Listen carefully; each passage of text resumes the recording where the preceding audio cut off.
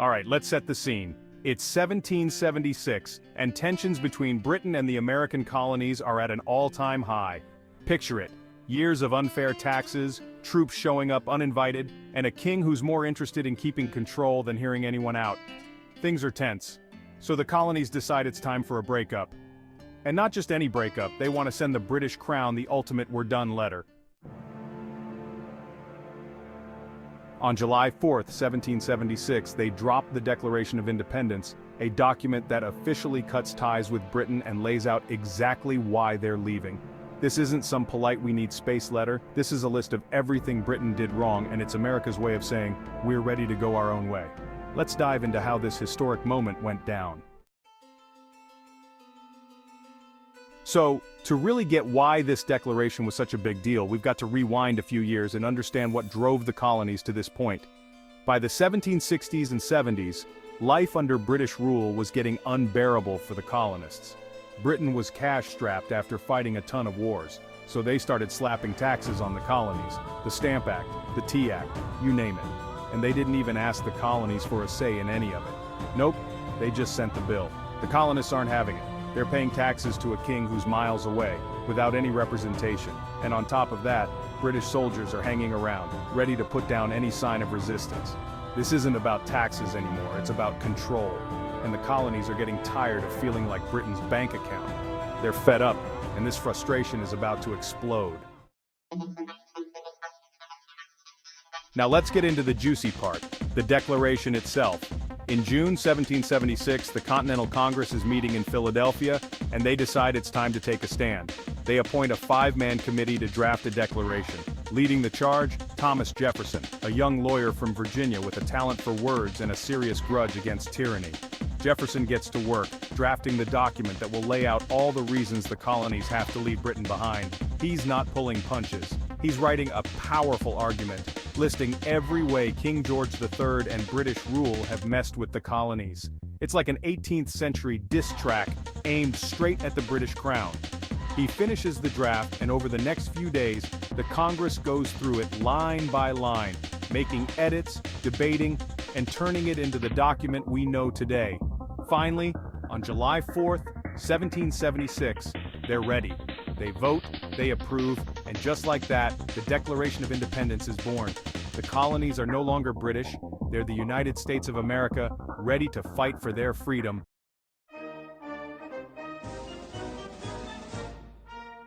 This is the Declaration of Independence. In Congress, July 4, 1776, the unanimous declaration of the 13 United States of America, which declared that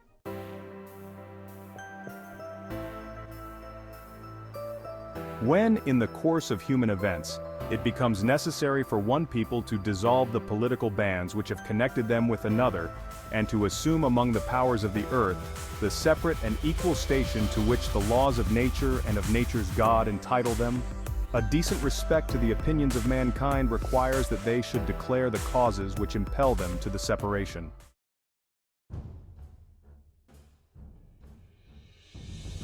We hold these truths to be self-evident, that all men are created equal, that they are endowed by their Creator with certain unalienable rights, that among these are life, liberty, and the pursuit of happiness. That to secure these rights, governments are instituted among men, deriving their just powers from the consent of the governed, that whenever any form of government becomes destructive of these ends, it is the right of the people to alter or to abolish it, and to institute new government, laying its foundation on such principles and organizing its powers in such form, as to them shall seem most likely to affect their safety and happiness. Prudence indeed will dictate that governments long established should not be changed for light and transient causes, and accordingly all experience hath shown that mankind are more disposed to suffer while evils are sufferable, than to right themselves by abolishing the forms to which they are accustomed. But when a long train of abuses and usurpations, pursuing invariably the same object, evinces a design to reduce them under absolute despotism, it is their right, it is their duty, to throw off such government, and to provide new guards for their future security. Such has been the patient sufferance of these colonies, and such is now the necessity which constrains them to alter their former systems of government. The history of the present King of Great Britain is a history of repeated injuries and usurpations, all having in direct object the establishment of an absolute tyranny over these states. To prove this, let facts be submitted to a candid world.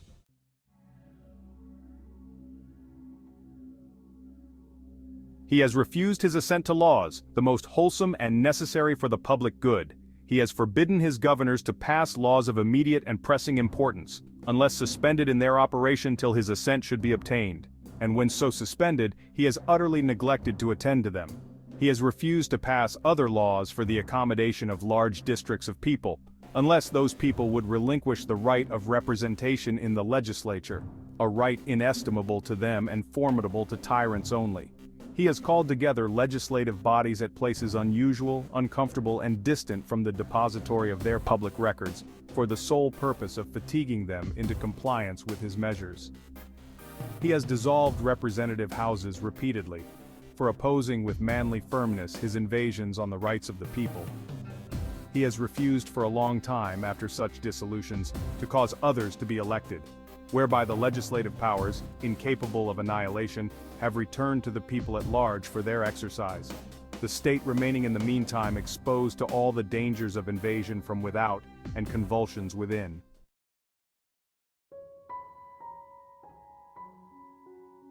He has endeavored to prevent the population of these states, for that purpose obstructing the laws for naturalization of foreigners, refusing to pass others to encourage their migrations hither, and raising the conditions of new appropriations of lands.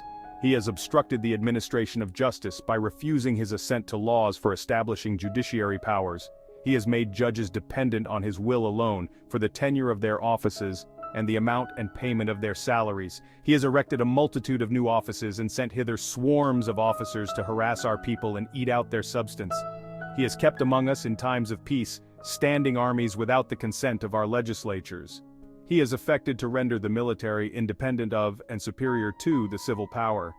He has combined with others to subject us to a jurisdiction foreign to our Constitution and unacknowledged by our laws, giving his assent to their acts of pretended legislation, for quartering large bodies of armed troops among us, for protecting them, by a mock trial, from punishment for any murders which they should commit on the inhabitants of these states, for cutting off our trade with all parts of the world, for imposing taxes on us without our consent, for depriving us in many cases of the benefits of trial by jury, for transporting us beyond seas to be tried for pretended offenses, for abolishing the free system of English laws in a neighboring province, establishing therein an arbitrary government, and enlarging its boundaries so as to render it at once an example and fit instrument for introducing the same absolute rule into these colonies, for taking away our charters, abolishing our most valuable laws and altering fundamentally the forms of our governments, for suspending our own legislatures and declaring themselves invested with power to legislate for us in all cases whatsoever.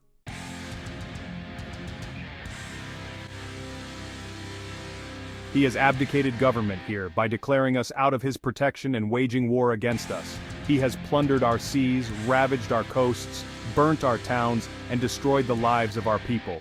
He is at this time transporting large armies of foreign mercenaries to complete the works of death, desolation, and tyranny, already begun with circumstances of cruelty and perfidy scarcely paralleled in the most barbarous ages, and totally unworthy the head of a civilized nation. He has constrained our fellow citizens taken captive on the high seas to bear arms against their country, to become the executioners of their friends and brethren, or to fall themselves by their hands. He has excited domestic insurrections amongst us, and has endeavored to bring on the inhabitants of our frontiers, the merciless Indian savages whose known rule of warfare is an undistinguished destruction of all ages, sexes, and conditions. In every stage of these oppressions we have petitioned for redress in the most humble terms. Our repeated petitions have been answered only by repeated injury. A prince whose character is thus marked by every act which may define a tyrant is unfit to be the ruler of a free people. Nor have we been wanting in attentions to our British brethren. We have warned them from time to time of attempts by their legislature to extend an unwarrantable jurisdiction over us. We have reminded them of the circumstances of our emigration and settlement here. We have appealed to their native justice and magnanimity, and we have conjured them by the ties of our common kindred to disavow these usurpations, which would inevitably interrupt our connections and correspondence.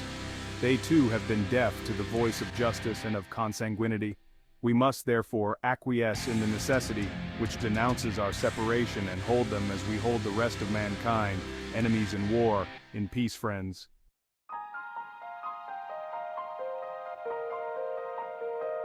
We, therefore, the representatives of the United States of America in General Congress, assembled, appealing to the Supreme Judge of the world for the rectitude of our intentions, do, in the name and by authority of the good people of these colonies, solemnly publish and declare that these united colonies are, and of right ought to be, free and independent states, that they are absolved from all allegiance to the British Crown, and that all political connection between them and the state of Great Britain is and ought to be totally dissolved, and that as free and independent states, they have full power to levy war, conclude peace, contract alliances, establish commerce, and to do all other acts and things which independent states may of right do, and for the support of this declaration, with a firm reliance on the protection of divine providence, we mutually pledge to each other our lives, our fortunes, and our sacred honor. So, what does this declaration actually mean? Well, for one, it's a giant middle finger to Britain. This isn't just a letter saying, we're done. It's the colonies standing up and telling the world, we have the right to be free. The declaration lays out a vision of a new kind of government, one that's built on the idea that people have rights just for being human, and that government exists to protect those rights, not control them. Jefferson's words are revolutionary, not just for the colonies, but for the entire world. He writes that all men are created equal, and that they have certain unalienable rights, like life, liberty, and the pursuit of happiness. These ideas are explosive, especially in a world where kings and empires rule without question. By declaring independence, the colonies are putting everything on the line. This is a full commitment. There's no turning back, and if they lose the war, every person who signed that document is at risk of being executed for treason. But they're willing to take that risk because to them, freedom is worth it. Now here's where things get really interesting.